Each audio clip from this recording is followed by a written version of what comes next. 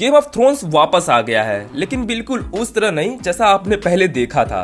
2019 में शो खत्म होने के बाद से HBO अपनी फ्रेंचाइजी को एक्सपेंड करने के लिए वेस्टेरोस की हिस्ट्री से और कहानियां एक्सप्लोर कर रहा है। इसी वजह से हमें हाउस ऑफ द ड्रैगन मिला। अब तक हाउस ऑफ द ड्रैगन ही फ्रेंचाइजी का इकलौता एक्सपेंशन था, लेकिन अब सब कुछ चेंज होने वाला है अ Knight of the seven kingdom के साथ।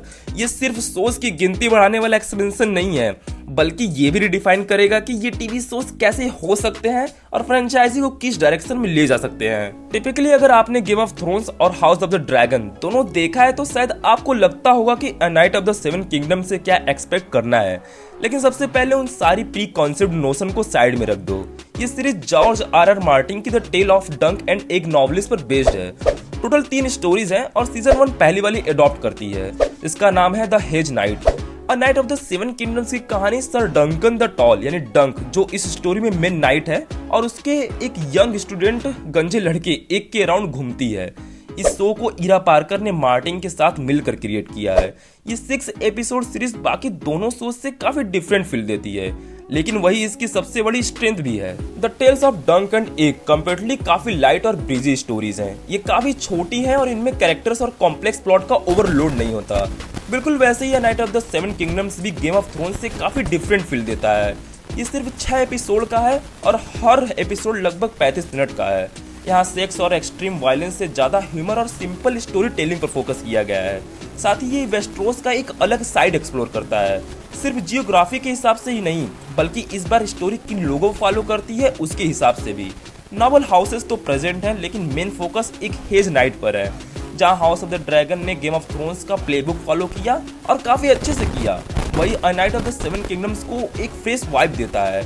ये वर्ल्ड पहले से ही लिव्ड इन लगता है और पहले वाले शोज से इस डेप्थ को और स्ट्रॉन्ग बनाते हैं, लेकिन फोकस शिफ्ट होने की वजह से इसको देखना और भी फैसिनेटिंग हो जाता है। और ऑनेस्टली कभी कभी अच्छा लगता है जब स्टेक्स पूरे रियल की फेट से थोड़े छोटे होते हैं। स्टोरी ज्यादा पर्सनल और ग्राउंडेड फील करती है। देखो, मैं बोल देना चाहता हूँ कि डंक और egg already game of thrones के 2 बेस्ट मेन कैरेक्टर में से एक बन चुके हैं।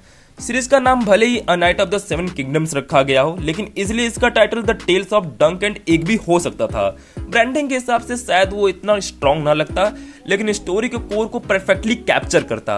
बाकी शोज की तरह ये कोई बड़ा एंसेम्बल ड्रामा नहीं है। यहाँ क्लियरली डंक और एग ही 2 मेन कैरेक्टर्स हैं और उनकी डेवलपिंग रिलेशनशिप भी शो को काफी ज्यादा एलिवेट करती है। डंक और एग धीरे धीरे एक दूसरे को सिर्फ नीड ही नहीं करते, बल्कि जेन्युइनली साथ रहना भी चाहते हैं।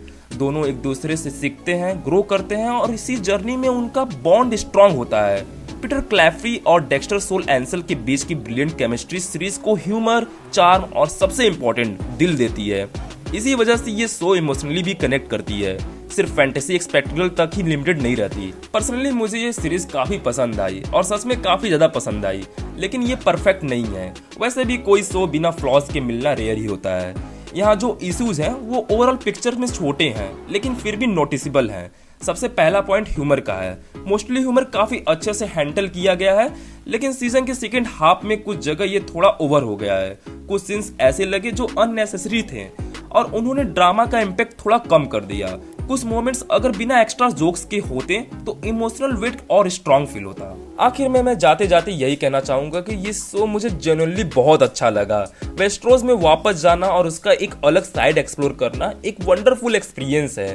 डंक और एग को इस तरह स्क्रीन पर जिंदा होते देखना सच में एक जॉय है। इरा पार्कर, पूरी कास्ट और बाकी सब लोग जो प्रोजेक्ट से जुड़े हैं, सब एनॉर्मस क्रेडिट डिजर्व करते हैं कि उन्होंने इसे इतने अच्छे तरीके से पुल ऑफ किया है।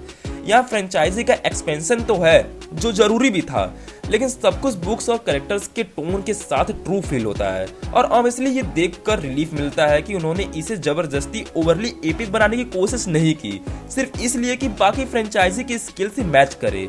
ये अपनी सिंप्लिसिटी और हार्ट की वजह से ही साइन करती है। एंड गाइज, इस पे आपके क्या कमेंट्स हैं और आपके क्या ओपिनियन है इस शो पर, आप मुझे कमेंट में जरूर से बताइएगा। मैं मिलता हूँ आपसे नेक्स्ट वीडियो में, तब तक के लिए देखते रहिए अनसोल्ड।